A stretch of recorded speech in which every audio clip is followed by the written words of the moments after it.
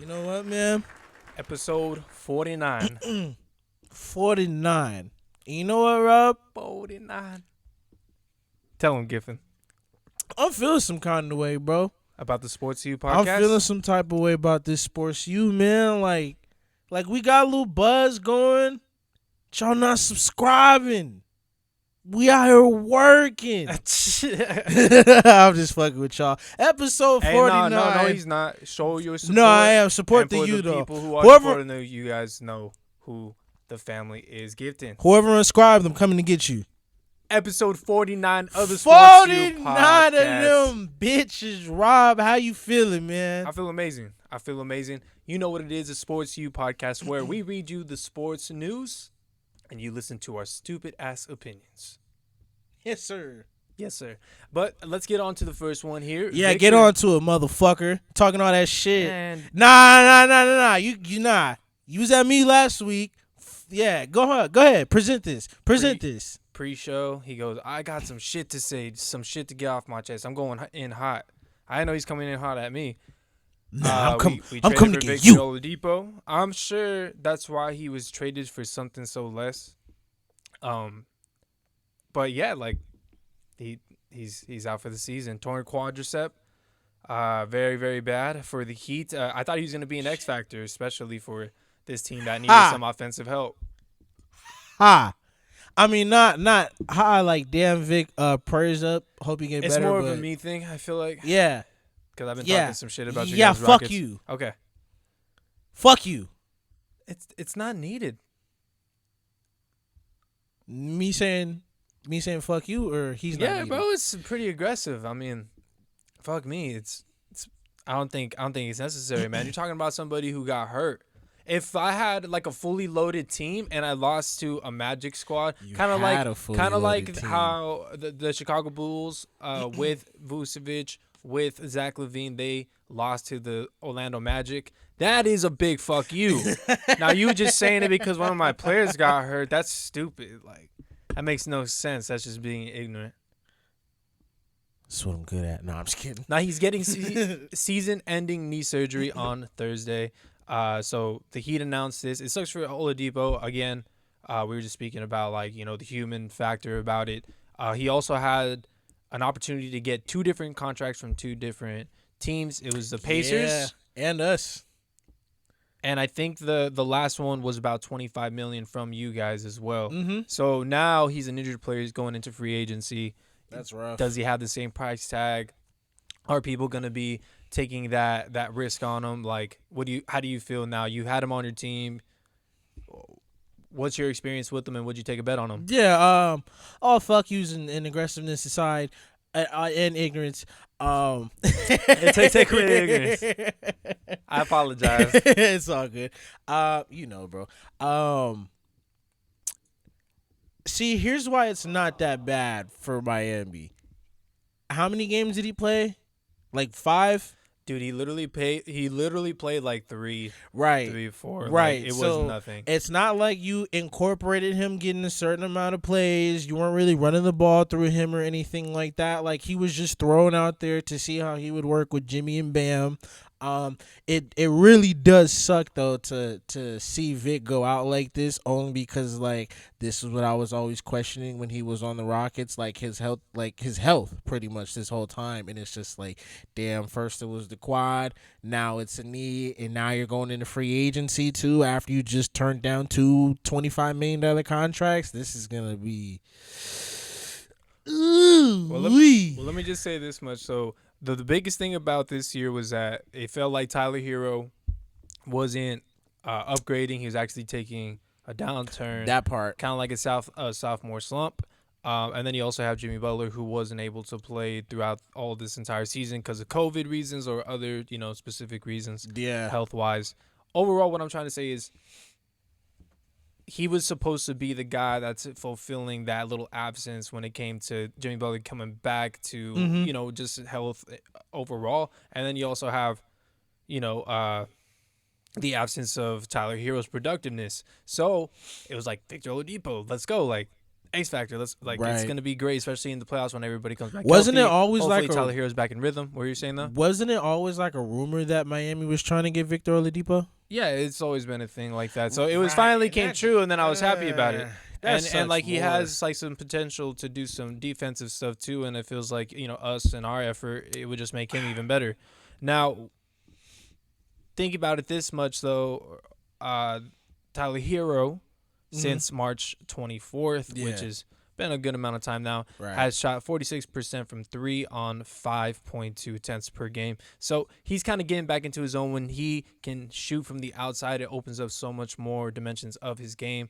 He has so many different, go-to moves and stuff. So Yeah. again, Tyler Herro's defense isn't great, but his offensive, consistency is coming back once again. Yeah. And that definitely makes up for the hole that was missing beforehand. But let's get on to the next one. Gifton, you want to introduce it? Man, look, so LeBron James is out with another ankle injury, unlikely to return tonight for the Rockets. I mean, against the Rockets. Yeah, so Ooh. I think they are eyeing a Saturday night's game. I think it's Saturday, It is Saturday. I think it's against the Pacers. which would be, I don't know, like the Pacers are pretty much out of it too, you Pretty know what I much, mean? yeah. So just get a tune-up. Right. A little bit of a tune-up there, Right. But we've been talking about it all season that we believe that these injuries are a big question mark for these Lakers. There's just not enough time in an already shortened season, in an already ran down team that made it all the way to the finals last year as well. And it's just kind of we're making up excuses here and there, but they're just in a bad position. You know what I mean? So these injuries, the longer they go, the more they're proving or not proving that, hey, we're good. You know what I'm saying? So it's worrisome right now. And if I'm a Laker fan, I don't think any Laker fan is comfortable right now. Oh yeah, definitely. Shout out Pops, because I know he was talking about it, man. He's I don't think I definitely didn't expect the Lakers to, off of a championship year defending the chip, to be in the play-in tournament right now, as of now. Yeah, Did you? I mean, well, Like I I don't didn't know. expect. I definitely did not expect the Lakers to drop to the 7th seed. I expected dominance again, pretty much, well, or just a better job in maintaining. it seems like the only positive part in the last couple of 3 weeks here for the Lakers is that last game that Anthony Davis had that was against the Yeah. Suns, and he just kind of exploded when they were Yeah. just playing him one-on-one the whole time. And it's just I don't know. I just don't see this team going far if they just don't have something to lean their back on. And when your cornerstone is 2 players and one of them's missing, Right. a bigger part about it, it's not going to look too good. Not going to look too good. But people, I read somebody called him the play-in. Bro, that was so sad. It's so sad. He gets injured and then it's inevitable that they're going to go down. He's such a great player. Yeah. But to the play-in tournament where it's Yeah. very, very anything can happen. You know what I mean? No, definitely. Because, I mean, it's only one game to get to the next game to play for the 7th seed. Yeah. So that's a lot of pressure. Onto some good news, since we just talked a little bit about some bad news that's happening in the NBA. Coach Dwane Casey getting an extension or looking to finalize a contract extension for the Detroit Pistons, and it looks like it's going to be through the years of 2023 through 2024. Gifton, how do you feel about this? Should these Pistons that didn't even make the playoffs be extending the coach like this? See, and here's my thing, man. Dwane Casey has the knowledge behind him and the stats behind him and the development behind him to get extended like that. I just kind of see him getting it from another team. I didn't really I thought at some point Detroit would either fire Dwane Casey in the middle of the season, which is what they kind of always do with coaches, or just ride it out towards the end of the year and then he's gone. I didn't really see him getting an extension with Detroit, and the only reason why was because there's no pieces. Like it's not a playoff. That Detroit is not a playoff team. With all those players right now, they are not a playoff team. They're like a farm right now. Like they're grooming everybody to become. Excuse me, I didn't mean to say grooming. They're like developing everybody to like become, better players, stronger players, and everything like that. Like Dwane Casey is a championship minded coach. Dwane Casey is a you know what I'm saying? Like he's a deep playoff run type of coach. He's not for like he can develop young players, but I mean that's what you get like dudes like Steven Silas and stuff like that for like player development. But Dwane Casey is a championship coach and needs to be on a championship team. Ooh. Dead ass. Yeah, he really went all in on that. No, do I think that he deserves this contract extension? I'm a Dwane Casey fan. I like what he did. No, with yeah, the he Raptors. deserves the extension, but I mean, just not for Detroit, just not on Detroit. I like what he did with the Raptors for multiple years. I like that how he won Coach of the Year, and then they made the best decision for what's going on there. I wonder what that kind of meant for it, but it just seems like he is a bridge coach. Like you mentioned, he is a good developmental type of peer when it comes into the league. Now, when you think of Dwane Casey, I think he's definitely respected. Anything that he says, I feel like I would want to listen to him. I'm following this guy like wholeheartedly. You know what I mean? He's just that type of leader in the clubhouse, it feels like. So, overall, like, if I'm a Detroit Piston organization and Dwane Casey wants to coach my team. Right, and he's willing to stay in fucking come Detroit. Here. Bring it. Give it to me. Now, Toronto's not crazy, but Toronto definitely has some Toronto good has pieces. marketing. Toronto has pieces that you can make a playoff run with, unlike Detroit. Well, first, they have a whole country. I'm just saying, like, their marketability is, like, good. Okay. It's you know what I mean? Yes. So, Dwane Casey as a whole, like, it's not like he technically built what the Raptors eventually made into a championship thing. It was more of like, what was in the business type of world. Right. Outside jury type stuff, president basketball operations. But when it comes to him, he does play a role still, you know what I mean? So, if again, as a Pistons organization, if I have the opportunity to re-sign Dwane Casey, I'm very happy that I am able to do that. Very, very well-respected individual inside the NBA, and glad to see that he's getting the respect that he deserves, especially being a black coach. They don't necessarily get the same type of chances that a lot of other people don't. Don't even be like, he'll ruin you. Championship, though? Somebody's going to come in the comments and be like, they don't do. Criticism on? No, well, not like in a bad way, but like championship, though? I don't think so, not in my opinion. Okay, I mean. Good development coach. Bridge coach. Tobias Harris. Did I say his name right? Yeah. Yes, you did. Tobias Harris, right? Yes, Tobias. Tobias. So apparently he just missed a couple free throws from being the 9th player in NBA history to have or average right now at least, and he can continue the season here, a 50-40-90 average when it comes to your field goal percentage, your 3-point percentage, and then your your free throw percentage. Excuse me. Oh wow, he just missed it at 89.3%. That's literally one free throw. Out of 196, he made 175. It's about like 2 free throws, 1 free throw, whatever it may be. So it's very minuscule. Gifton, when you speak about Tobias or Tobias Harris, does it speak to more of him playing a bigger role, and it's like kind of like an unsung hero type of feel for the 76ers? Or is this just Doc pairing back up with Tobias Harris? Or is it, like what is it for Tobias? What does this mean? Is it more of a 76ers thing, a Doc thing, a combination, or is it? I feel like it's the best of both worlds, really, because it's like, well, to be real, I wasn't really a big Tobias Harris fan like that. I mean, like, he was cool, but I wasn't really a fan of him like that. And then he went to Philadelphia, and I'm just like, this dude got not overpaid. Nah, fuck it, he got overpaid. But that was like $190 million, wasn't it? It's a good amount of money. It's a great amount of money. Is it overpaid? Okay, so let's say if you took Tobias Harris name off and you replace it with Michael Porter Jr., I would say that they would have a similar play style. Okay, Like that's they're fair. putting up similar numbers. That's fair. But they have different names, so they already have different brands. Now, when you're talking about their contract, would you give Michael Porter Jr. that contract? Oh, nah. I think I would.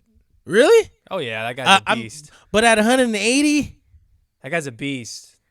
Man, I mean, I wouldn't be mad at it. Michael Porter's a beast. As long as he stays healthy, Tobias Harris is healthy, right, all the time. Iron Man. So anyway.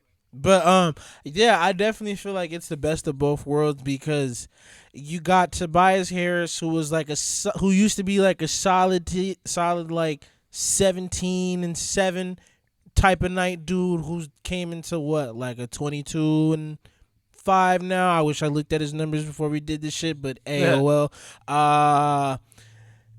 So and when you put a coach like Doc is a guy who knows what he's doing. Doc is a guy who can weed out and sew together a role for you, make you better in certain plays and sets and everything like that. Or he's just really like, it's Doc. Mm. Like, Doc knows what he's doing. Doc, obviously, he had a feel for my bad. Doc, he had a feel for Tobias Harris. You know what I'm saying? Like, Tobias Harris was the starting small forward for the Clippers back in the day, like in 2017. So it's great that he has his old starting, developing, maturing small forward still back in his current situation. Well, Tobias definitely had his best seasons on the Clippers with Doc Rivers, and it seems like Doc has his favorite players, and when he's able to utilize them in his system, or however like they tick with him, you know what I mean? Mm-hmm. He's able to tick with certain players and really bring out the best out of them. Right. So for Doc,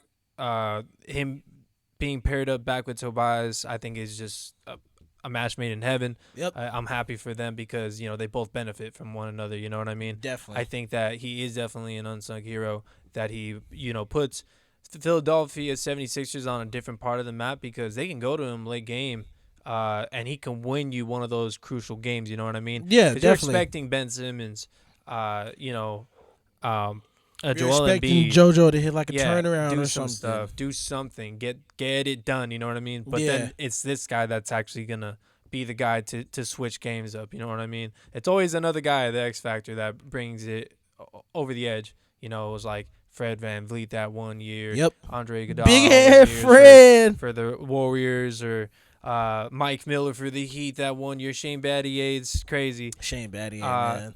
A shout out to Kyrie Irving, who's also posting up similar numbers this season. If he goes up for the next couple of games here and shoots like I think it's over like 4 of 7. So what is that, like 60% from pretty three much from right. now on? Right. He would have a 50, 40, 90 season as well. So shout outs to Kyrie. Keep an eye on him and what he can do with the Nets. Kyrie. I say put a little asterisk on it because of how many games he missed. Ah, come on. He missed a lot of games. He missed a lot of games. I like right, that, but man. look at what he missed a lot of games, but still made 50, 40, 90. Oh, he's great. He's great. I'm just saying, Tobias was able to do it at being efficient means you do it for a certain time span, amount of games. Yes. You know what I mean? Yes. It means a lot when you're able to do it over time yeah. like that. But is it not still impressive that you can get hurt, come back, you're still almost 50, 40, 90? I'm not knocking him whatsoever. I'm just saying that Tobias weighs a little bit more, and I think that Kyrie would agree with something like that. Okay. But, let's get on to the next one here. We just spoke about him here, Michael Porter Jr. I like this guy, man. I just watched the game against the Nets. Mm-hmm. They lost, but Michael Porter Jr. is boasting, it says 65.2 efficient field goal percentage on nearly 20 points per game. So if he finishes the season, it would be the highest efficiency field goal percentage for any non-center for a single season in NBA history. So wow. When he's given the opportunity, he is cashing these things in. It's just crazy. It's just crazy to say that, Jamal Murray going down might have been kind of like a silver, there is some silver lining there. You know what I mean? There was a silver lining regardless when they drafted it. When he dropped all the way to the 14th pick, Denver knew what they were doing. I was so surprised with the Clippers. I'm surprised you didn't get him either. I'm surprised for us too. The Clippers doctors apparently told the team that MPJ would never play basketball again as well. You So lame ass strippers. That's why they skipped on him twice. So I think it's very important to really follow MPJ because he hasn't really been given the keys, and once he's just given more opportunity, he's able to show out on offense. It's that defensive side that I'm really worried about. And the thing is, for me, is that at that size, like, the only thing that's separating him from being Kevin Durant offensively is his ball handling. Because he could do everything else pretty well. But he cannot handle He cannot handle the ball. He's like my character on 2K, just downhill. Just nothing, yeah. Gold downhill badge, baby. It's not that he doesn't have the skill in his bag, but like when he becomes elite, yeah, it's just crazy when you're that size, you're that lanky, and you can be that quick as well. Yep. Yeah, that's Michael Porter Jr. with the bigger role on the Nuggets. He's able to cash it in. Gifton, what's the next one? Oh man, we got with this win against this last win against the Wizards. I mean, the Wizards' last win against. Wait, fuck, my bad.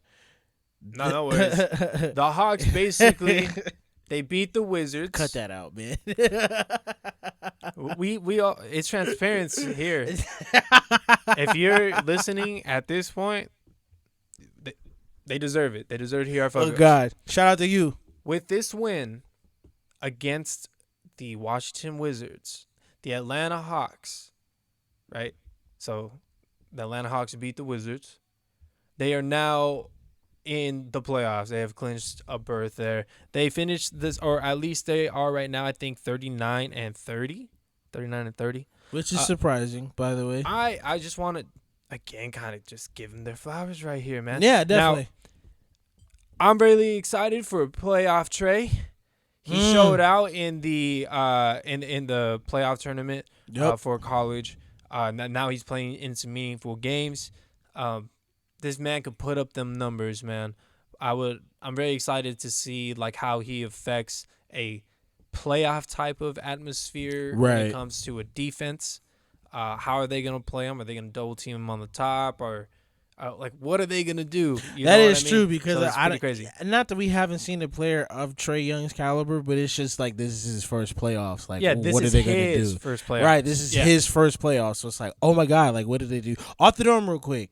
Depending how John Collins performs in this playoff series, do the Hawks keep him? Yes or no? Well, I mean, I think they already just said that we kept him. I think they had a chance to trade him this season. I want to give the Hawks actually big credit. In the beginning of the season, they were really like, it's over. Inside the clubhouse, they didn't do too well. They didn't feel too good. They actually fired their coach in this year. So, right? They fired their coach this year, right? he kind of had to go though, because I mean, if you're bullying your own, can you believe that's wild, bro? How do you're bullying your own players? I wonder what the statistic is for like how many teams have fired a coach in their like year in the same year they made the playoffs. Let's ask George Karl. It'd be great. Is that one of them? No, I'm just saying, fuck that guy. Oh. Well, man, you with the F word today, my bad, bro. You I'm just saying. Today. Bro, he put out that book on Melo and JR and talking about how they didn't have father figures. It's me. Oh yeah, like you don't say that shit on public television, bro. Man. Come on. We can say screw George Karl, bro. Get him, Gifton. Nah, but the Atlanta Hawks. They had so much turmoil this season. A lot of people were giving up on them. Right. I think we even sold stock on them. Yep. And they were able to come back. They sold out on their coach. They got something together. They all came back healthy. And now it's time to go. They're in the playoffs. Like Trae has a big spotlight on him. Definitely. Now, everything that is wrong with your team, everybody will know. Yep. That's why Russell Westbrook has that big target on his back, because they know they can't get past a second round. They can't beat elite teams with the way that he plays because it's so much usage. You're not getting the best out of everybody, right. so on and so forth. Right. However he affects the team, it just doesn't work in the playoffs for some reason, apparently, right? Right. But it's weird. Overall, like, this is where you get your brands for your greatness. Yep. And Trae Young, with all these crazy-ass numbers, this is where he gets a name of. Yeah, I'm definitely excited for. I'm definitely excited for playoff Trae. I definitely want to see if he can rise to the occasion, like he said. It's a big spotlight on him. It's also another spotlight on the Celtics with Jaylen Brown's torn ligament in his wrist. Woo! It ain't looking too good in Boston. Man. I'm really upset.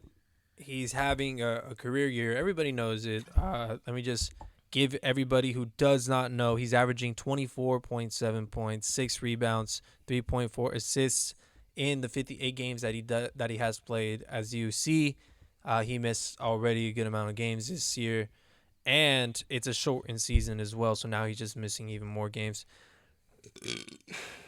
See that? I'll cut out. Oh. But with that being said, the points and assists are career highs as well, and it's just really sad. You're a developing player still, you know what I mean. You're right. Developing star in this league, not superstar. You're a couple steps ahead than others. Exactly, and you're on a storied franchise. Everything you do. Talk about Trae Young going into the playoffs, and now it's going to be on a high end, criticism. If you're on the Celtics, you're already on a high end criticism, but it also comes with a lot more fame. So with him, is it overvalue? Is it undervalue with Jaylen Brown? You know what I mean? Because everybody's talking how he can be the best player on the team sometimes, and then some nights he can be pretty bad, or he can actually be that player that everybody kind of says this is his floor. So it's just another opportunity in the playoffs when you're able to, have two stars really go at it and really show out what they can do. And it just sucks that he's not able to do that this year. And Jason Tatum just gets to shoot crazy. Over under. Jason Tatum's gonna take the Celtics to the next round. Oh, under. No, these guys are undermanned like crazy. No, there's no way. Yeah, there's no way. I mean, it's Jason Tatum. He did just drop 60, but I don't know, man. These playoffs are weird. It is the East. It is the East. That's what I'm saying, but it just feels like in the playoffs, everything will come out. I don't know. I don't know whoever they're paired up with is gonna be in a higher seed, so they're just gonna get the ass whooped. Ooh, that's all I gotta say. All right, the Warriors. Stephen Curry. Every single time we do a show, is something new is happening with this man. Goes off for 49 points in 29 minutes. Gifting. This guy's still making that run. I was watching that game. No MVP still on Jokic. Rob is Mike. No, he's just Rob again. Definitely. Still sticking with Jokic. Only because once you get the community behind you, you pretty much got that thing in the bag. And then what everybody's going to... So every Steph Curry hater is going to be like, look at him, bro. They're still in the player tournament. They're not even in the playoffs. When really he's second behind Jokic right now in MVP voting, if we're being real. Yeah, I would have to say so. I had a big pick on... Damian Lillard, especially with the things that he was doing off the court. You got me because I was like, damn, he has the story, the stats, he was going everything. Crazy. He was going crazy, and then they kind of started falling off. And I think he'll show out a little bit more on why I would consider him like an MVP of their team right now. Mm-hmm. But man, let's talk about Steph Curry, 2-time MVP again, right? Turns in his 22nd career game with 10 or more 3-pointers. Which is way more than, I think it's 4 times more than anybody else. Anybody in the 80s, that's for damn sure. And then he's now gone for 40 or more points in 10 games this season. So he's just putting it out there. I didn't know it was 10. Wow. I thought this was a pretty cool stat too. I seen that the Warriors also have the most dunks this season. Really? Yeah. Surprise. So it's the Warriors have the most dunking. They just dunking and shooting threes. Really? Yeah. Sounds like they're playing 2K with me. Just dunks and threes. He doesn't pass the ball. Check out our TikTok. Check it out. Oh, we on TikTok. You didn't expect that shit. We on TikTok. Check out our TikTok at Sports U. What is it? Sports U podcast. At Sports U podcast. That shit's funny. It was our last Sports, 2K the letter game. U podcast. Now, let's get into the next one here. Russell Westbrook, 1 triple-double. Or, excuse me. As of now, he's number one. Number In one. the triple-double. He just passed Oscar Robertson with 182. Everybody's talking about it. I just wanted to scramble by it, give him some more flowers. It sucks to see that his name has gotten dragged so You know, bad. that shit blows my mind that a player who literally averages a triple-double every game He's getting criticized. is getting criticized and cannot get you past the second round of the playoffs. Yeah, I mean, I'm Like, surprised that's that he's wild, bro. Think about that Yeah, shit. A it's triple-double crazy. every fucking night. It is. Why am I pretty- saying effort so much? You're fine. It's just a little bit upsetting that the productiveness doesn't really transfer into W's. Well, it does, right? Whenever he gets an actual triple double, he wins. It's like they win like 75% of the time or something. Yeah. And it's kind of like, yeah, if our best player has the best game in the regular season, like 75% of the time, that's a good percentage. But how Right. about in the playoffs? And then people lock in on you, and then you don't get your triple doubles, and now that percentage goes way, way, way, way lower. And then it's like, okay, this is where we're at now. Right. You Like, know? bro, and we spent the whole we spent the Go whole ahead. season with you handling the ball. Now how do we work without you handling the ball? right. Alright, Like, not such historic numbers just don't carry. And that sucks to see because, like, we all know Russell Westbrook is a pit bull when it comes to basketball, but it's just like that's crazy how, like, you go to war with him and you won't come out missing a leg. Hate to say it, but, like, you do. You know what?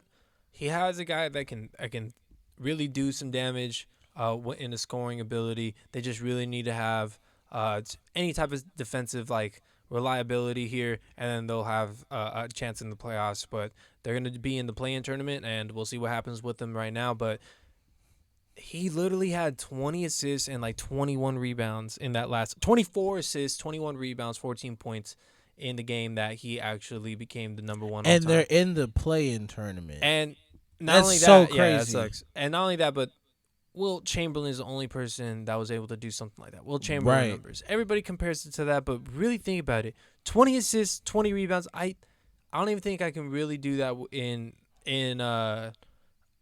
2K unless I'm really playing on 12-minute quarters. And who plays on 12-minute quarters? Hey, I had 20 and 21 night on rec. 20 points, 20 rebounds. It's nuts. Follow us on TikTok. You'll see all of it. TikTok. Nah, but the last one here, let's end it up with some football.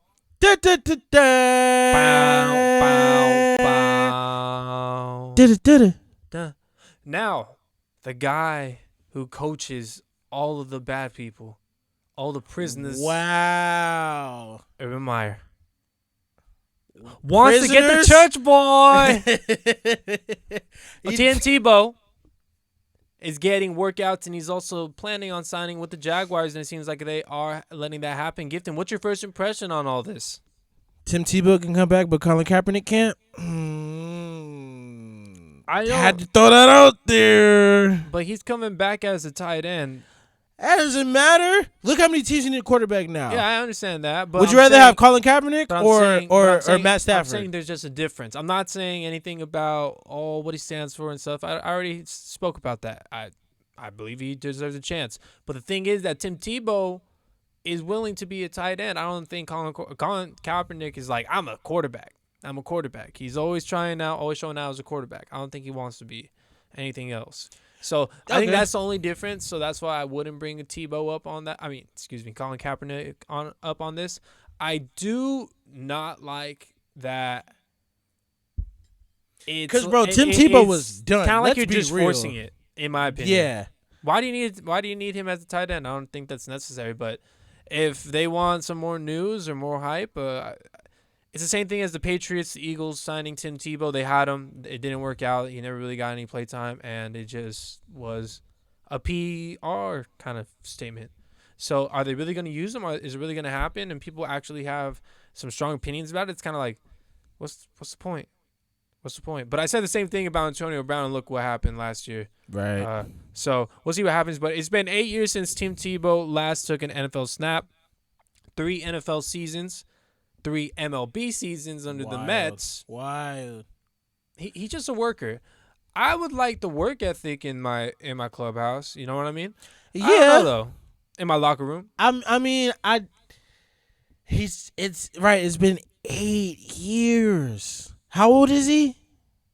33? 33. You're bringing back 35? okay. So here's the thing. So here's my thing. If it works out, why the fuck weren't you a tight end some odd years ago?